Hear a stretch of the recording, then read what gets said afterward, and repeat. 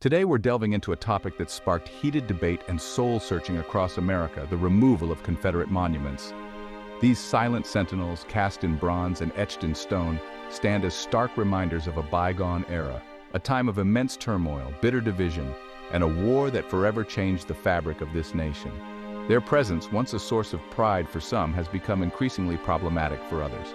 For many, these monuments represent a painful past, a legacy of slavery, oppression, and the fight to uphold a system that denied basic human rights to millions. The debate surrounding their removal isn't just about statues or names etched in granite. It's about grappling with our history, confronting uncomfortable truths, and charting a path towards a more inclusive and equitable future. It's a conversation that reaches far beyond the statues themselves, touching upon the very soul of America and its ongoing struggle to reconcile with its complex and often contradictory past. The story of these monuments begins in the aftermath of the Civil War. As the smoke cleared and the nation began to stitch itself back together, the South grappled with the loss of its cause and way of life. A movement emerged to commemorate the Confederacy and its fallen soldiers. Monuments were erected in town squares, parks, and public spaces across the South. To truly understand the complexities of this debate, we need to journey back to the tumultuous years leading up to the Civil War.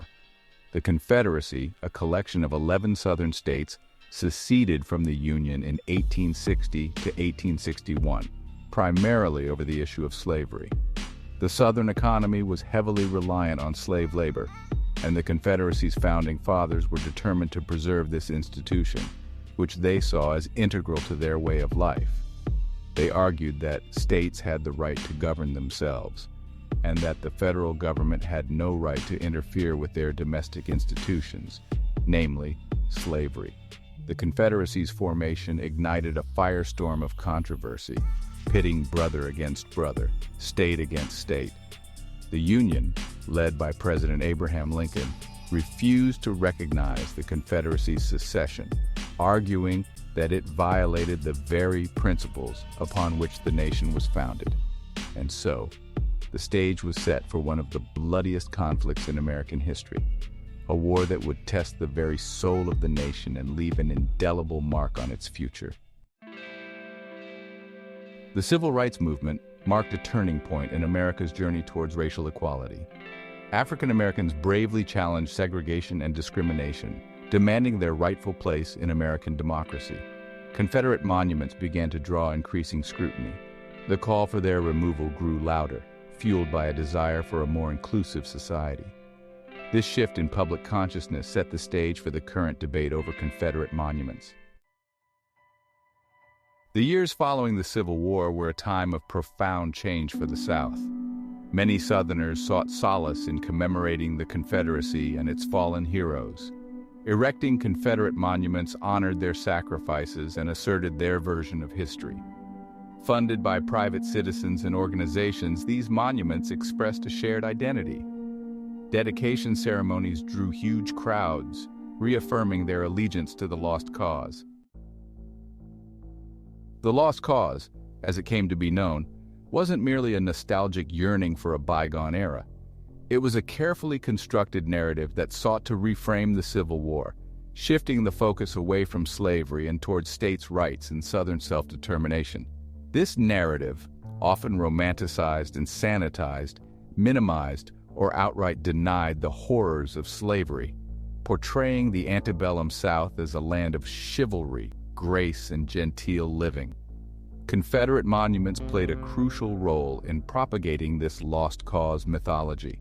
They served as visual reminders of this sanitized history, their imposing presence reinforcing the notion of the Confederacy's nobility and the righteousness of its cause. This sanitized history, however, came at a cost. It ignored the lived experiences of millions of African Americans who had endured the brutality and dehumanization of slavery. It glossed over the systemic racism and oppression that continued long after the Civil War's end, during the Jim Crow era and beyond. And it created a deeply divided society where different groups held vastly different and often irreconcilable views of the past. The civil rights movement of the mid-20th century shattered the silence that had long surrounded the legacy of slavery and segregation. As African Americans rose up to demand their full and equal rights as citizens, they challenged the lost cause narrative and exposed the hypocrisy upon which it was built. The presence of Confederate monuments, once seen as benign symbols of Southern heritage, became increasingly untenable in this new era of racial awakening. For many, these monuments were stark reminders of a past they were determined to overcome, symbols of a system that had denied them their basic human rights. As the civil rights movement gained momentum, so too did the calls for the removal of Confederate symbols from public spaces. These calls were often met with fierce resistance, with some arguing that removing these monuments amounted to erasing history or disrespecting Southern heritage. However, the movement to confront and dismantle the legacies of racism and oppression was gaining momentum, forcing a nation to grapple with its past in new and uncomfortable ways. In the decades following the civil rights movement, the debate over Confederate monuments continued to simmer, occasionally erupting into the public consciousness with renewed urgency. The rise of social media amplified marginalized voices, providing new platforms for people of color and their allies to share their perspectives. The murder of George Floyd in 2020 and the subsequent Black Lives Matter protests ignited a nationwide reckoning on race and racism. The calls for their removal grew louder and more insistent, fueled by a sense of urgency and a determination to dismantle systems of oppression. The debate over Confederate monuments became a microcosm of the deep divisions within American society. On one side, those who supported their removal argued that these monuments glorified a racist and oppressive past, causing pain and trauma to Black Americans and hindering the nation's progress towards racial reconciliation. They argued that public spaces should celebrate the values of equality, justice, and inclusion, not the legacy of a Confederacy founded on the preservation of slavery. On the other side, those who opposed their removal argued that these monuments were part of Southern heritage and history, honoring the sacrifices of those who fought for the Confederacy, regardless of their motivations. They feared that removing these monuments would erase history and prevent future generations from learning from the mistakes of the past. This debate, often emotionally charged and deeply personal, highlighted the challenges of reconciling with a complex and painful past, revealing the deep divisions that continued to fracture the nation. The debate over Confederate monuments wasn't simply about the objects themselves, but also about their placement and the messages they conveyed within those specific contexts. Many argued that the presence of these monuments in public spaces, particularly in front of courthouses and government buildings, sent a powerful message about whose history was being honored and whose voices were being silenced. They argued that placing these monuments in museums or historical parks, along with contextual information that accurately reflected their history and the reasons for their creation, would be a more appropriate way to acknowledge the past without glorifying it. This approach, they argued, would allow for a more nuanced and complete understanding of history, encouraging critical thinking and dialogue rather than perpetuating harmful myths. The question of how to address these monuments and their placement remained a contentious one, with no easy answers. It required communities to engage in difficult conversations about their history, their values, and their vision for the future. Now, as we moved into the 21st century, a noticeable shift began to occur in the public's perception of Confederate monuments. What was once a murmur of dissent gradually grew into a chorus of voices demanding change. This shift wasn't just happening in the streets. It was happening in classrooms, in courtrooms, and across the digital landscape. Historians began to challenge the lost cause narrative more forcefully, uncovering and emphasizing the central role of slavery in the Confederacy's formation and the Civil War's outbreak. Their scholarship, disseminated through books, articles, and documentaries, reached a wider audience, prompting a reassessment of long-held assumptions about the past. This reassessment wasn't limited to academia. it permeated popular culture as well. Films, television shows, and music began to grapple with the legacy of slavery and segregation more directly, offering more nuanced and critical perspectives on the Confederacy and its symbols.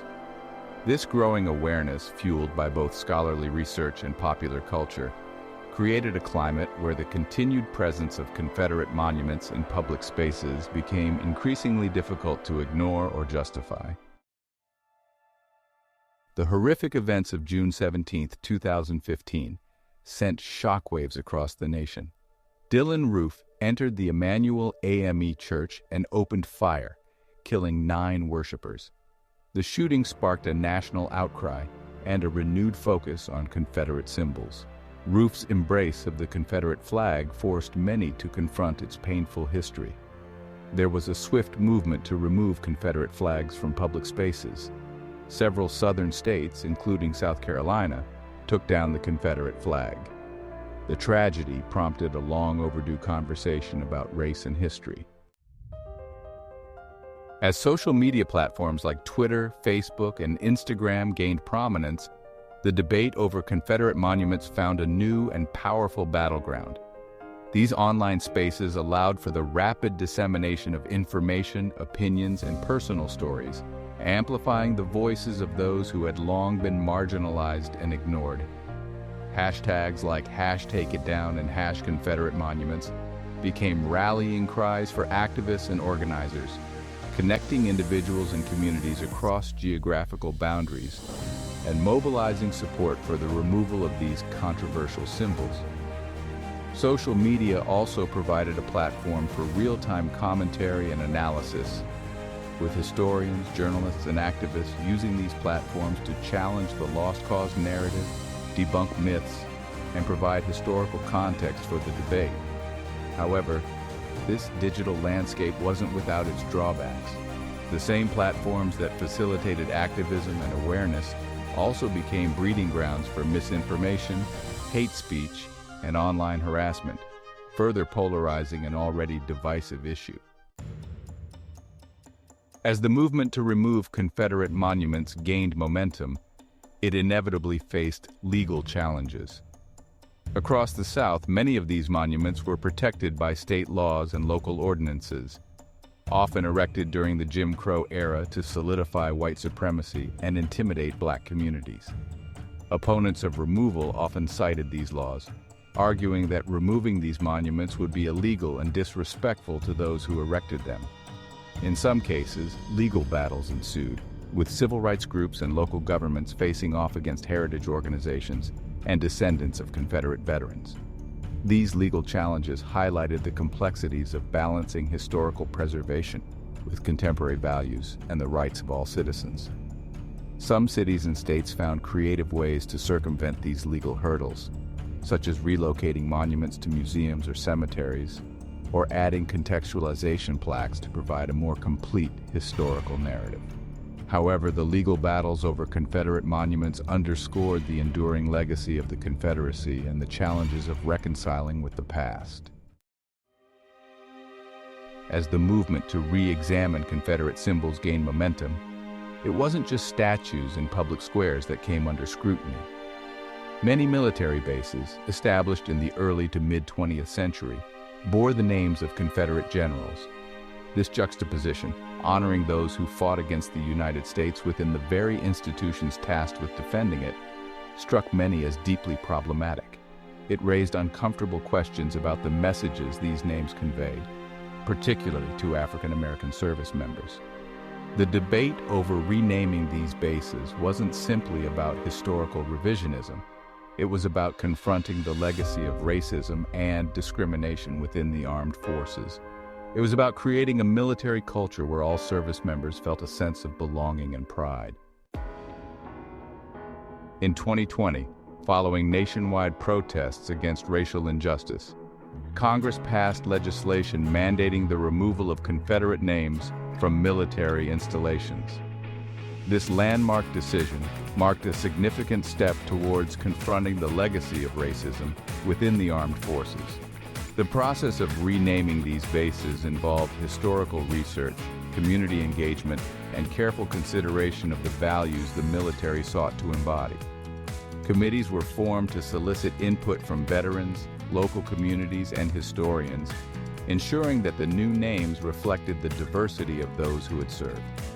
The renaming of these bases was a tangible step towards creating a military that reflected the diversity of the nation it served. The debate over renaming military bases resonated deeply within the ranks of the armed forces. For many Black service members, the presence of Confederate names on these installations was a source of pain and anger. They argued that these names created a hostile environment and undermined the military's commitment to equality.